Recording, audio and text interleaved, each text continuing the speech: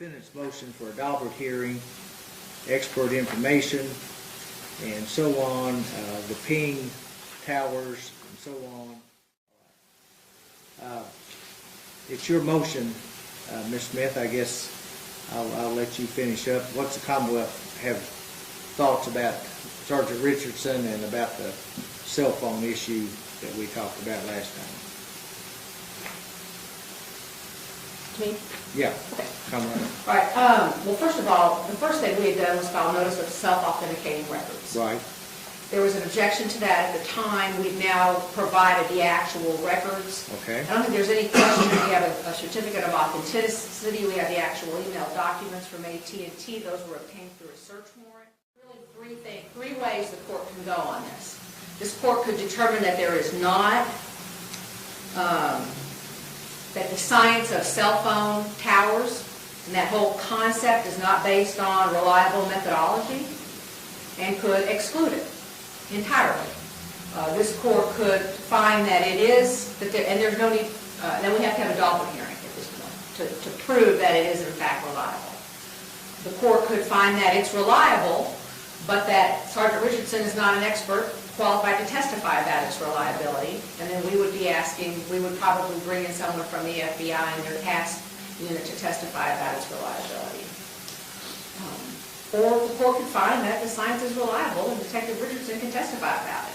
And then, of course, that's what the Commonwealth's position is, that the cases that I provided to you, in this county, cell phone records and analysis is drawn off of the location of cell phone towers, that those phones were hitting off of those towers, has already come into testimony in a number of trials and has not been challenged. But because it was unchallenged, we don't have any decisions in this county, nor are there any reported decisions in this case. The evidence that we intend to introduce is only that these cell phones were active, that these cell phones were both pinging off of the same cell phone tower in and around the very same time. It's reliable and it's admissible, and it's got enough probative value to be admissible in this case. And any questions that cannot be answered are questions that are more proper for cross-examination and for whatever weight the jury wishes to give to the evidence. All right, thank you. Straightforward. Ms. Smith? Yes, thanks, Judge. I will be honest, when I got these records, this is what I did the first time I ever got GPS coordinates and phone records. It was in 2011 on a murder case. Ironically enough, that information, according to the police, exonerated the people that would have originally, that fell under suspicion, and it was in my murder discovery. I didn't have to worry about it because those people obviously had been cleared and that data helped them somehow. I don't know. But what I saw was code, and that's what I saw when I got a bunch of stuff that I may or may not have, maybe I was supposed to get it, maybe that was a mistake. I don't know. I'm just saying, the first thing a lawyer thinks when you see a bunch of code is that's technical, and it's technical or other, if scientific, technical, or other specialized knowledge will assist the trier of fact, a witness qualified as an expert can be helpful. That's section 2.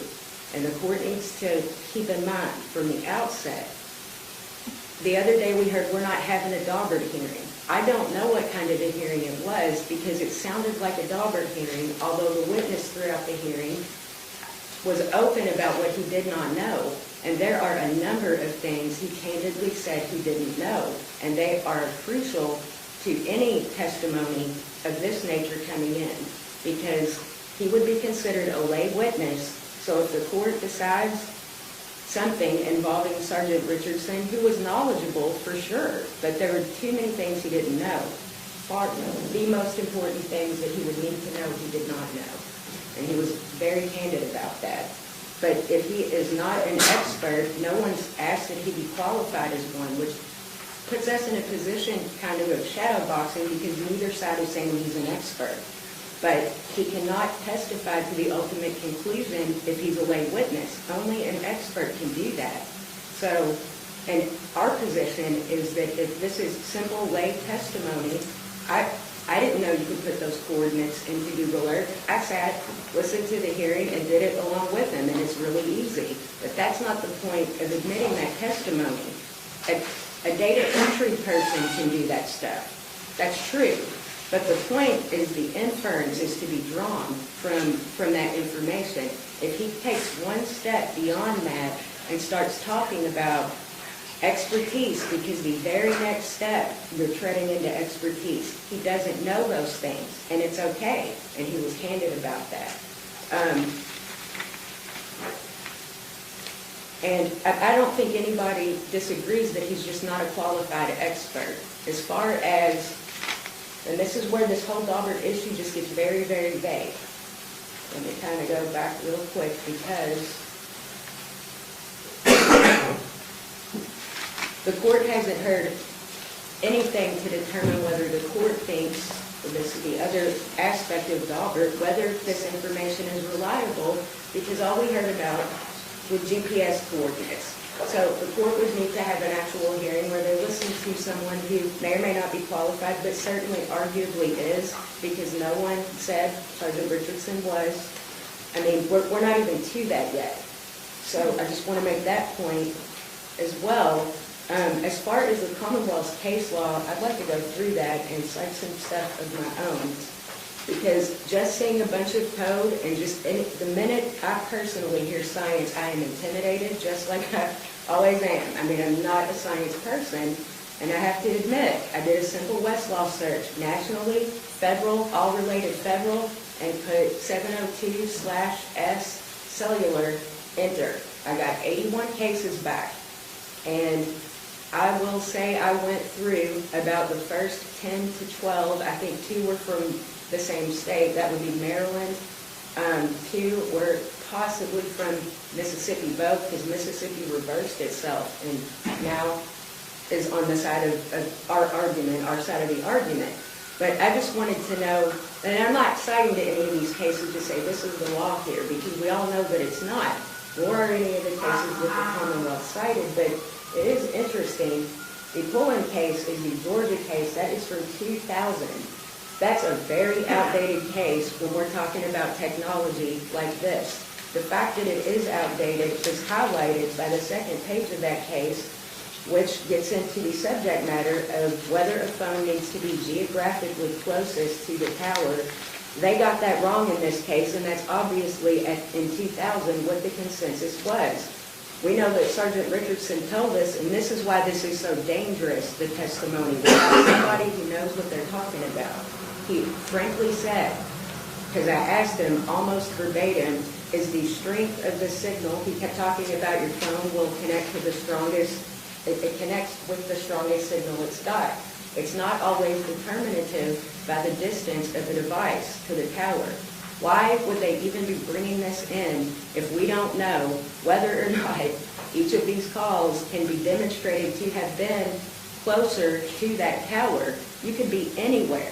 So, I mean, this case seems to assume, and it's, okay. So the tower was geographically closest to the handset. And it's talking, and I'm just looking in the language of that case. So this was a situation where they went through and they did the best they could at the time. I will add, and it's just obsolete information now. This was the danger of this information when it began to be used in court at the time, was everybody's intimidated by this information, but and things start coming up as people learn more about it. And this is the old assumption that the closer you are, you're going to be connected to the tower closest to you. And it's not the court's fault in 2000. That's just what people thought.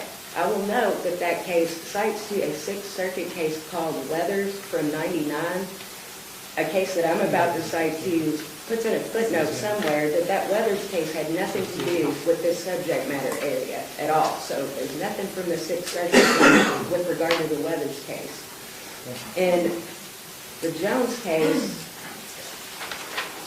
they assume without deciding the witness could testify as an expert. So that supports our position there. An expert is needed. The Tran case from Minnesota, I couldn't find a holding in that case. These are the Commonwealth's cases, but I couldn't find a holding in the case that related to this cell tower issue, so I'm not sure what, that's from '06, I'm not sure why they pulled that one. I don't mean to interrupt you, but I want to try to understand what you're arguing. What very simplistic way of expressing it, from what I gathered from Sergeant Richardson, was he would get these records from AT&T. They would have coordinates on them, longitude and latitude and so on. He would then go to Google Map or something. So apparently there's a couple ways you can do it, but anyway, some way he would put in those coordinates, and it would pop up where the cell tower is that was pinged from the AT&T records. And he basically would say, based upon these coordinates that the AT&T records told him, this is where this cell tower is. I agree with the court on that. Okay? So then he would say, all right, based upon the, so we can kind of figure from the AT&T records that the ping is on a cell tower that's identified by the coordinates. That means that the calls pinged off of that cell tower at whatever distance. And he did say, my notes say, you can't determine the distance of the phone to the tower based upon these records. All right? We just know, in general, it is looking for the strongest signal. He said something about looking for the strongest signal. So all he was telling me on Thursday was, here's the coordinates, and we introduced all those. It was Commonwealth Exhibit 4 on the different cell phones from Mr. Charles and from Miss Massey, and the text and the calls and things like that. So under Exhibit 4, basically we found out the times, how long the thing was, how long the call lasted, things like that. We got the cell tower information, and he basically would then go back and coordinate on these two phones that he talked about. Mr. Charles' number identified with him, Miss Massey's number identified with her, and they would just sort of match up and say, okay, here's where these calls pinged off these towers. Yes, I agree. And that's basically what he told us. And I'm not trying to interrupt the court. No. Okay. First of all, my position is that he could testify that he knew those were GPS coordinates. He put them in Google Earth, and that's the result, because he doesn't know anything more technical or expansive than that. Secondly, whether or not you say he could or could not say he couldn't say more than here's these plots on a map. Okay. That's my position. Okay. Because I think we all agree he's a lay witness, and I could be making assumptions, but I think we do. All right, so he says, based on these coordinates, this is the cell tower located at such and such, and you remember he impressed us and he pulled it up and there was a little bubble or something showing us what it was. And so these calls, either Mr. Charles or Miss Massey, from their phone call, we know that when they made a call at such and such a time, it pinged off of this particular cell tower. And I think that does not come in via that witness, because he does not have the knowledge to tell us how far apart cell phone towers even are. He could not tell us how many callers could a cell tower accommodate. Right. This came up, he was very candid about this. Right. But he started talking about the UK basketball game. I brought up a concert. He had some explanations for that, and I'd like to point out this case law is all really brand new, most of it, and they're looking at these issues.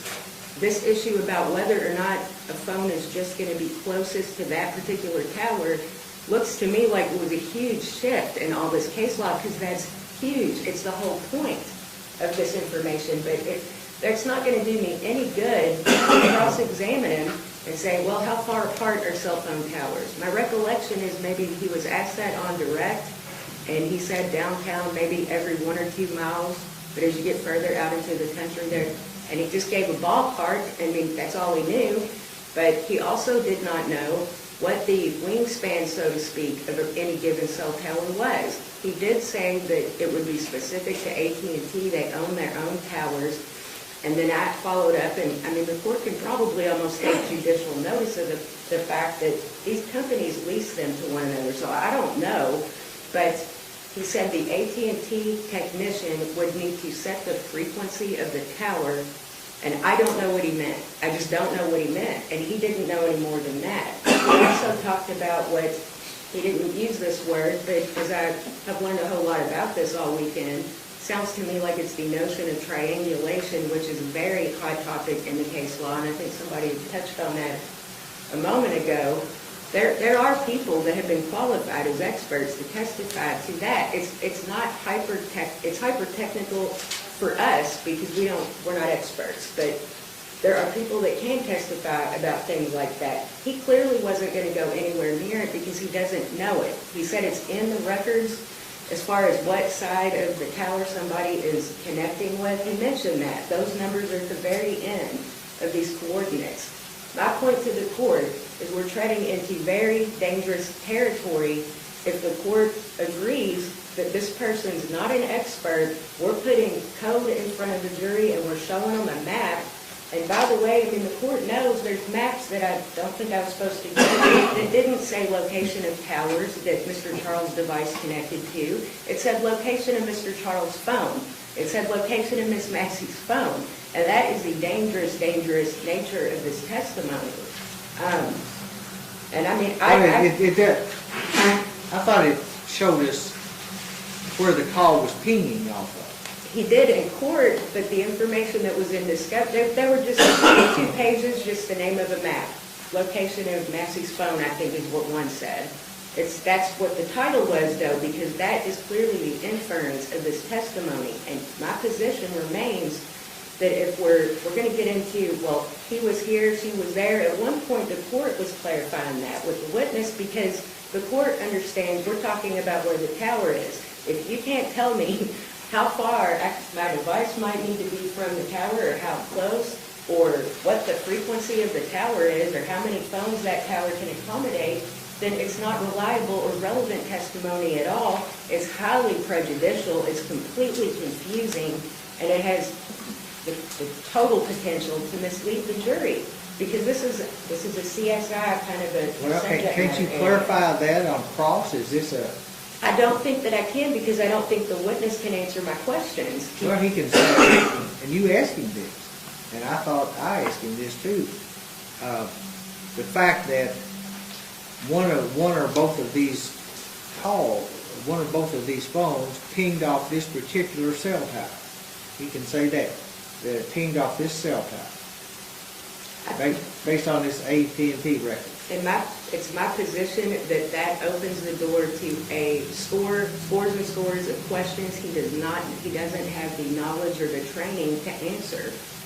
It's meaningless if it's pinging off of that. That leaves the jury devoid of any explanation what that even means. And if I asked him everything I just went through the other day with him that he didn't know, he left with, well, I don't know. And that means it's not relevant. And it's dangerous testimony because this is stuff that people really pay attention to. There's a lot of debate about this in the case law too. I mean, I can go through numerous cases. There's one from last October from the Sixth Circuit that essentially lays out the split amongst the circuits. And I'll be brief about it, but it's Reynolds. I think it's Reynolds versus the United States. This is when I did just a Kentucky and all federal search.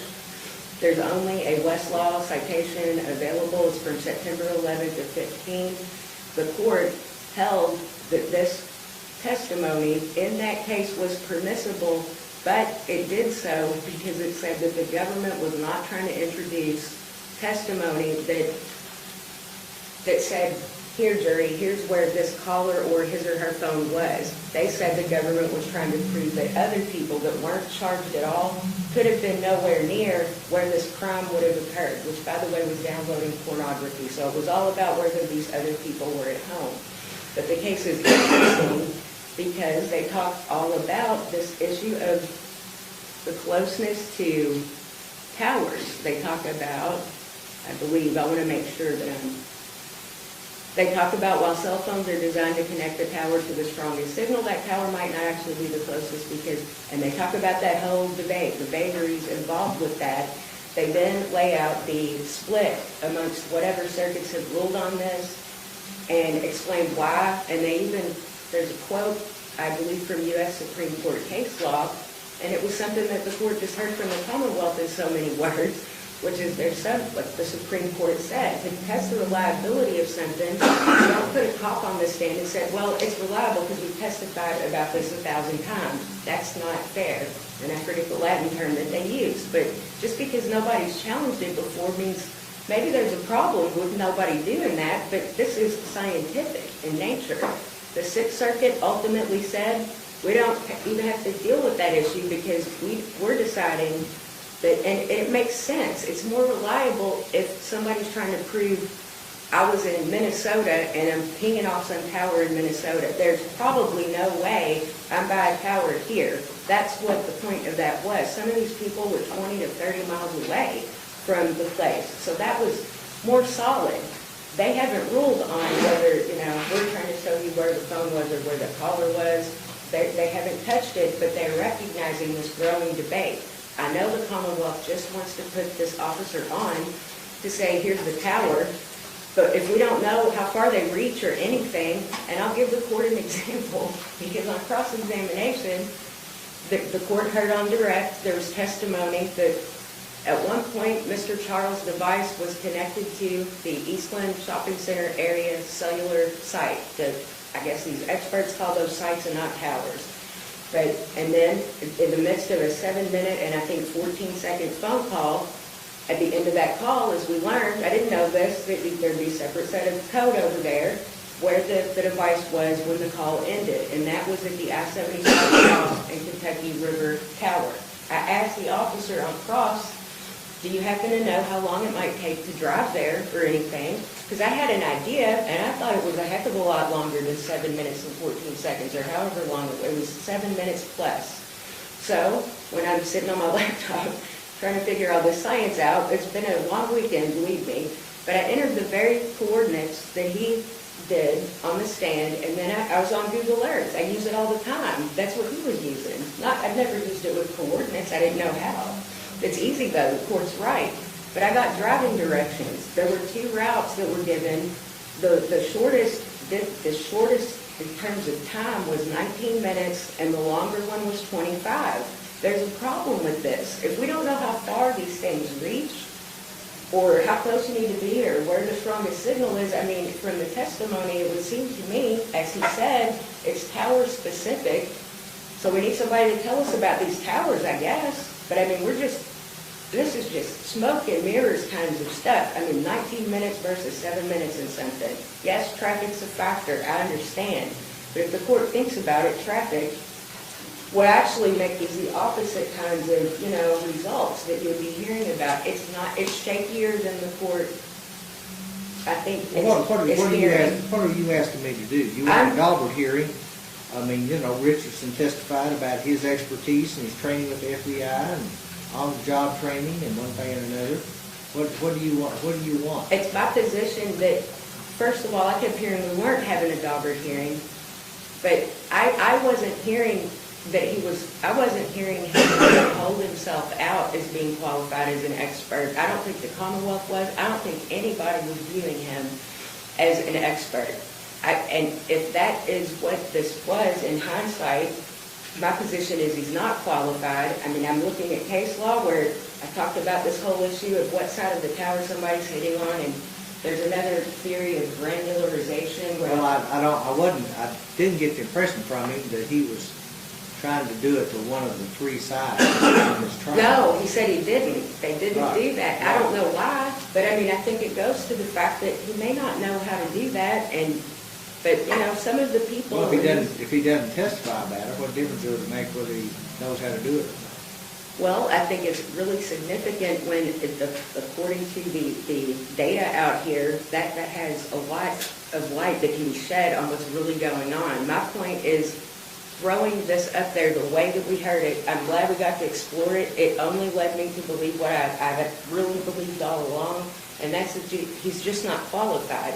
I mean, the Commonwealth said if the court decides that this is an area, I mean, if the first question is does 702 apply to this subject matter or not, and I say that it does, and I've got, I mean, every case, I think, with the one exception of the one that I don't think touches on any kind of a holding with cell information. There's discussion about that in the evidence, but there's not a holding. One of their cases says the person was qualified as an expert. It was reliable, but the foregone conclusion is that 702 applies. If they want to put an expert on, they're entitled to do that, but you can't put him up there and start talking about this stuff, and I don't know who he is without saying that he is, and this is just my opinion, and that's why 701 exists in juxtaposition to 702. That's the protection that provides. He's got to be qualified. I don't really think any of us realized that this would get as murky maybe as it did, but that's kind of where we are. I say that it can't come in the way he presented it. He's not qualified. What opinions did he express that you thought were not, that he was not qualified to express? It's a matter of his inability to give the whole story about this information, because again, if he's testifying as a lay witness, I say he stops with, here's these coordinates on the records, I put them in, and there they are on the map, and there's a cell phone tower, maybe. But, I mean, going on and on, if he can't say how far, though, that is the most fundamental thing about this. How far does that tower reach? How far do most towers reach? There are some things in the case law where, you know, there are vagaries that, you know, the courts are willing to sort of, well, that's for cross-examination. But when we're talking about, I don't know how far towers are apart from one another with any precision at all, I will acknowledge that it seems to be well accepted at this point that the distance to the tower does not necessarily mean that you're closest to that tower.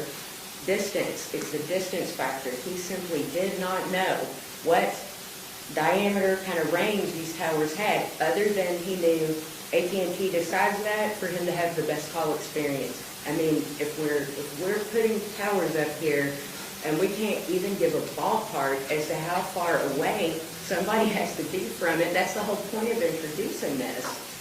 So if I ask him the next question, I don't know, then it's irrelevant. So it just kind of becomes this circular, and I understand why the courts, because I thought about this all weekend, and I think that's the point of this Daubert issue. I mean, we're just back to relevance because he doesn't know what to say next. He doesn't know.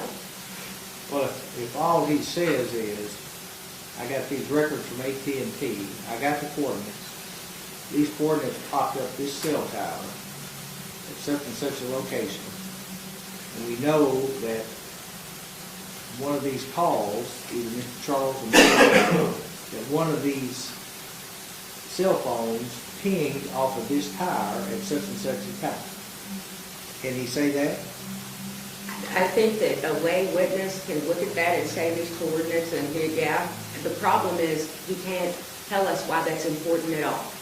He can't tell us anything about the importance of it, because the minute he does, he's so he can say that coordinate relates to this cell phone, and then he can pull it up like he did for us on Thursday. My position would be, this is where the relevance and the probativeness argument comes up, because he's limited in what more he knows about this, because if we're talking, he doesn't understand or know distance, he's not had that hyper-technical kind of training, it's not relevant or probative because he doesn't know. So the minute well, why is that important? Or somebody's asking him how close, the court will get a million jury questions with that kind of stuff. And I don't know. So they'll just be lost, they'll be confused. And for that reason, it's not probative of any issue. It doesn't make anything more or less likely. That's the definition of that. I mean, that's the definition of relevance. But, I mean, if they want to bring this in, they said they could get somebody. That's all I'm saying. I think it's only fair. It's not fair to put it in this way. But if the court wants me to cite to some other, I have plenty of them, of cases. I mean, again. I think I flipped the order here. It was Ms. Smith's motion. I should have heard her first. So I'll assume she argued first, and then the Commonwealth is going to tell me what you told me. Right. I'll give you a chance to supplement what you've already told me. I'm assuming Ms. Smith argued first. It was her motion. Let me, in regard to what she's arguing, that yeah, he can testify based on AT&T records. This is the cell phone that these calls pinged off of. But then she says he doesn't have the expertise to go the next step. What do you think about that? Well, it's our position that he's qualified, and to a certain extent is probably an expert in some of this area, because he knows something that the rest of us don't know. Most of us cannot read cell phone records. I know I hardly can, and so he has some specialized knowledge that he can give to the jury, and that would make him an expert witness on the areas that he proposed to testify. So we would propose to have him testify much like he testified before this court. How to read the cell phone records, how to put in the coordinates, and what it means. It means that this is the coordinate of this cell tower, and that this phone was utilizing this tower at this particular moment for these moments in time. I'll go back to that in a minute, but I wanted to address one thing about this 7 minutes versus how long it takes you to drive down to the river. He was on the phone for 7 minutes. Not that that's how long it took him to drive to the river. The phone call itself was on one tower, and then it got handed off to another tower. And the tower that it was handed off to was the tower that is close to the Kentucky River. Not that his trip only took him 7 minutes. So we're comparing apples and oranges here. But what the Commonwealth proposes to do with this information is to show that these two phones were hitting off of the same tower during the same period of time. And the inference that can be drawn from that is just that the phones were moving together down the interstate or down, I can't remember the name of the U.S. road there that runs parallel to the interstate, but from Cynthiana to Georgetown to the cell tower that is near the bar, where he says they were.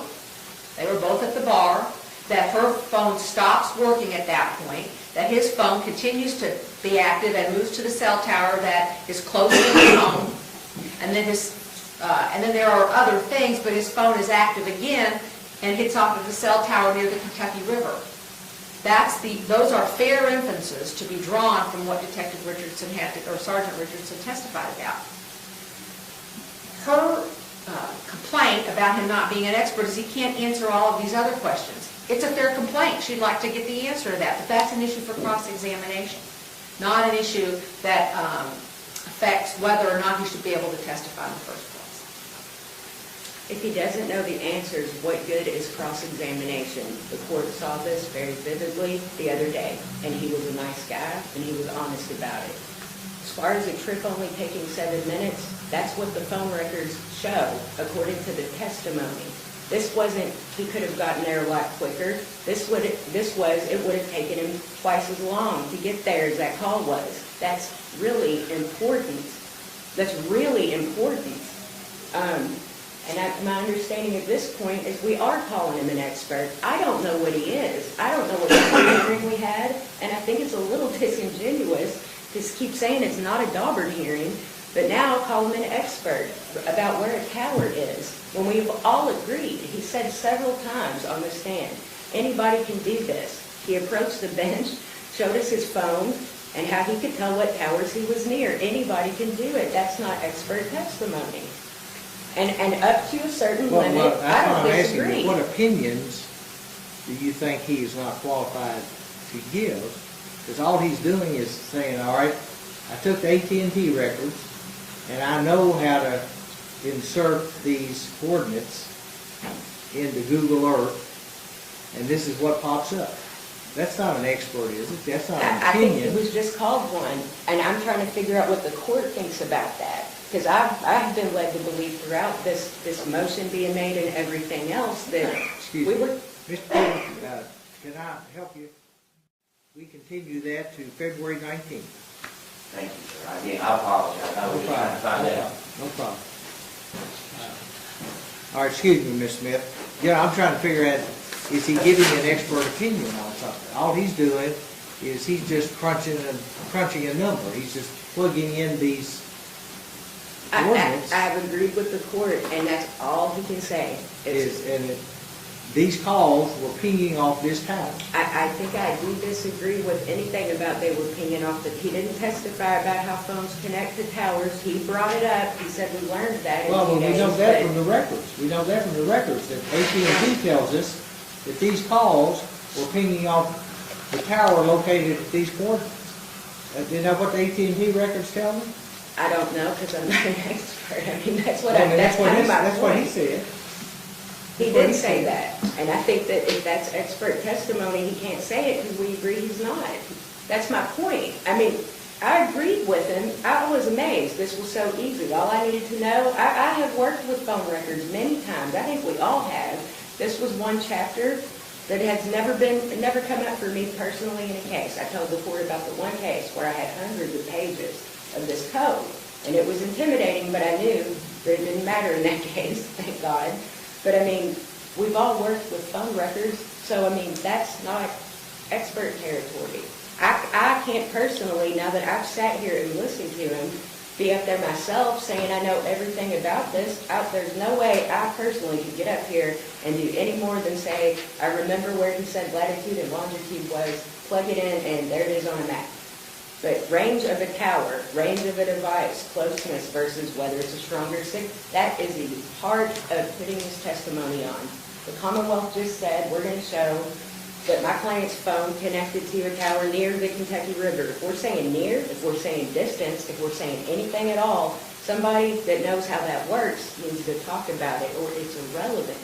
So there's two parts to this argument.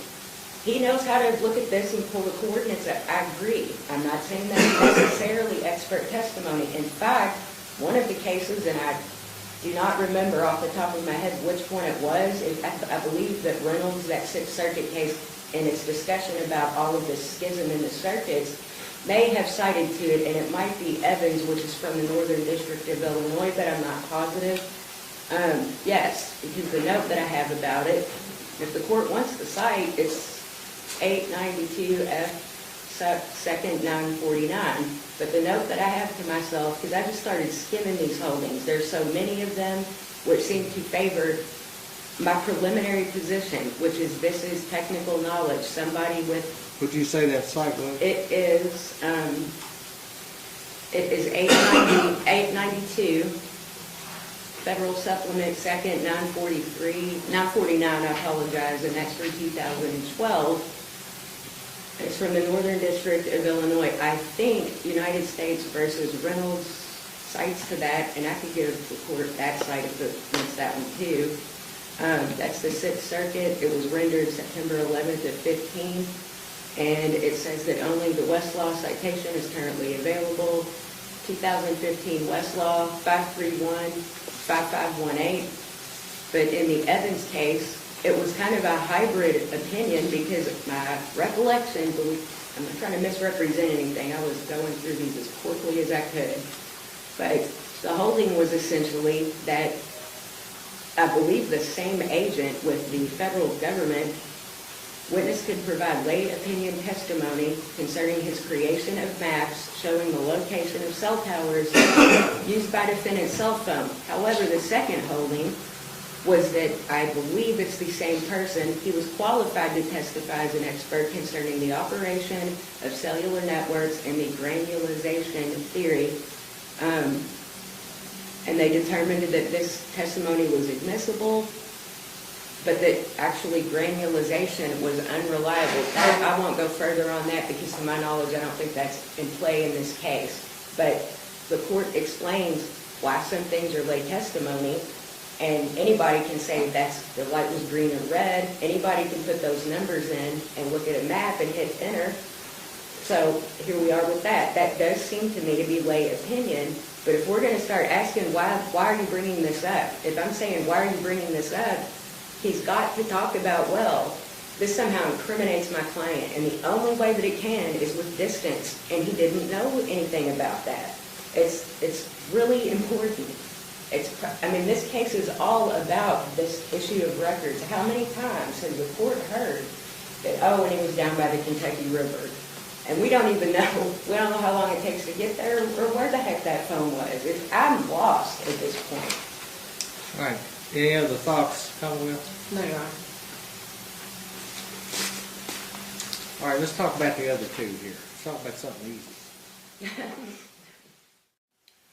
Does Commonwealth have an issue or a question if Sergeant Richardson, I've stated what I understood him to tell me last Thursday.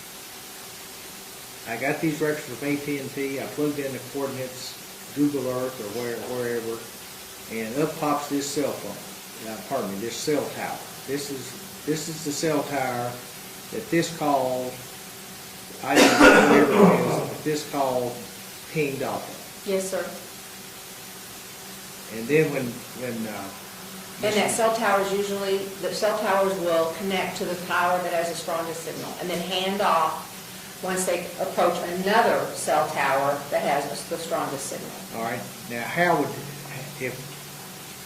would he be qualified to state that follow-up? From his training, from the trainings the training that he participated in with the FBI. Well, we didn't call it a Daubert hearing, Ms. Smith. Correct. Ms. Smith says. Do we need a Daubert hearing to go into a little bit more extensively on his training? He talked about the FBI. I don't think we could add anything to his training, Judge. I don't think having him come back here and testify further would add much more to that. He talked about the On cell tower issues. about the FBI training and one thing and another. That Yes, sir. occurred. Right, I just don't think we could add enough that would satisfy that issue. I mean, you heard pretty much what he can say about that. Right.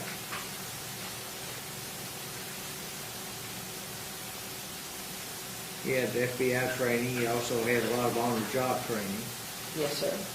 I would encourage the court, I can give the court the laundry list of citations that I pulled. So there's one or two that aren't fantastic for us, but I pulled them in terms of the day. That was the setting as well. When I did 702/S cellular, all states, all federal, 81 results down the list. I just started pulling them. There's a bad one from Texas.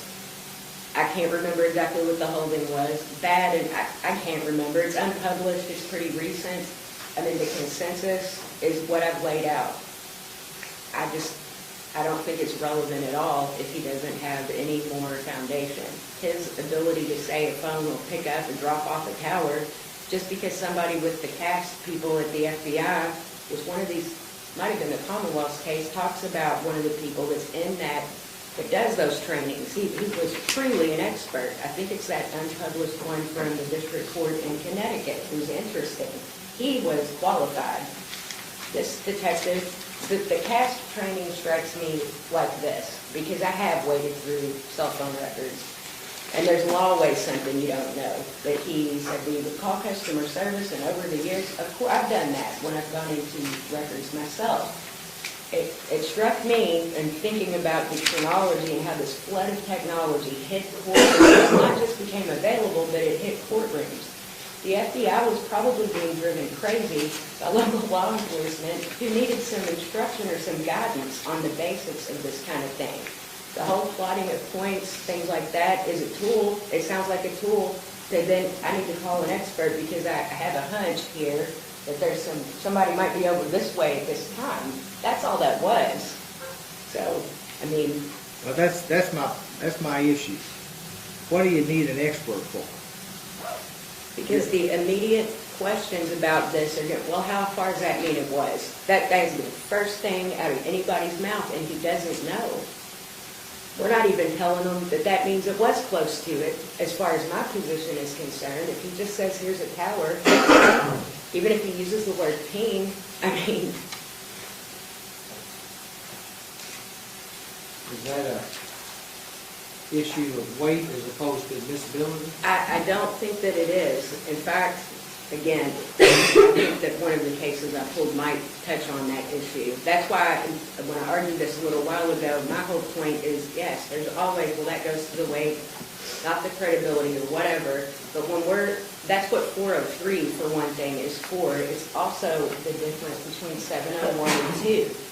As to whether someone is an expert, or even if he's a lay witness, you can't just bring it, well, I always thought he was a bad guy, and here's how I know. There's rules in play here. But the obvious next question is, are they saying that means that this device was close to the tower? Or even worse, they're going to assume that it was, when we know that that's not necessarily true. We don't know why for sure. Like I said, the sergeant was very frank about what he knew and what he didn't know. But I mean, there is inevitable those questions are going to be turning in jurors' minds, and nobody's going to have an answer. The motion about the cell phone records. I think that what Sergeant Richardson talked to us about last week, I am persuaded he knows what he's talking about. I am persuaded he's got the qualifications to testify to what he testified about. Let's make sure we understand what we're talking about. I've already told you what I remember. My notes reflect what he said. I subpoenaed the AT&T records. We got in all this stack of records from AT&T. Based upon his conversations, he talked about having to call different carriers all the time at the beginning. You know, what does this mean? What does this mean? He had FBI training. Now he knows how to read these records. He knows what he's looking for. I think he is well qualified to look at these records and testify as he did in our hearing last week. I think he can testify. All right, these records tell me the coordinates of the cell phone which was being pinged on a particular date and a particular time on these particular phones. There were some records of Mr. Charles, there were some records of Miss Massey, both telephone and text, and so on. And he said these communications on such and such a date from such and such a number pinged off of such and such a tower. I don't think there's any question that he can testify to that. That is not an expert opinion. That is simply being a technician. May I ask one question? Yes, ma'am. Is the court ruling that he may not testify to the ultimate issue because he is a lay witness pursuant to 701? So that What ultimate issue are you talking about? Where the phone was, where the person was, and the distance Well, from the tower to he's the told device. you that he doesn't know that. My notes reflect that he says he does not know that these records don't tell him the distance between the particular cell tower and the particular phone. Okay. He does not know the answer to that. And I'm just trying to be sure that I understand the ruling. Well, my because ruling is he can testify to what I understood he testified about. Okay. These are the records. These are the coordinates. This phone pinged off this tower at such and such a time. Okay. But he did say, I don't know. Let's see, what do my notes reflect?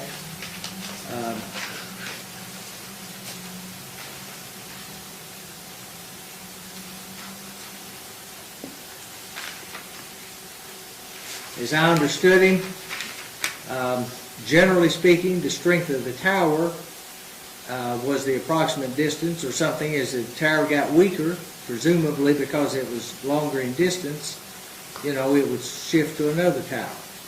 I don't know whether he has the expertise to say that. He did say a weak signal means extra distance. Well, that sounds logical to me, but I don't know. And he said he can't determine the distance of the phone to the tower based upon these records. So the Commonwealth's gonna have to make a decision whether or not they feel like that, to go that next step. Is that an inference they think they can make, or is that something that they're gonna need somebody else to talk about? So, I think what I'm ruling is that he can testify to exactly what he testified about. Based on these coordinates, this cell phone number pinged off this cell tower on such and such a date and time. Will he be allowed to be asked, is it your professional opinion with your training and experience? I mean, are we calling him an expert? That's all I'm asking. And I think I'm hearing no, but I'm trying to be sure. Well, I'm not sure we got to that Okay. based upon our hearing. Okay, that's fair. I don't think we got to there, so I'm not, you know, I'm telling you what my notes reflected that he testified to and what my recollection is. Okay. All right? Yes, sir. All right, we're set for what, March? And one more thing, Judge. Okay, I had filed a notice of self-authenticating records for Yeah. the actual cell phone records. okay. Is She there filed an any objection to to that now, Ms. Smith? I believe I received 86 pages, but my concern was clean copy and putting things, I don't have any objection at this point. Okay, so self-authenticating records. Okay, go. Whew, y'all keep talking.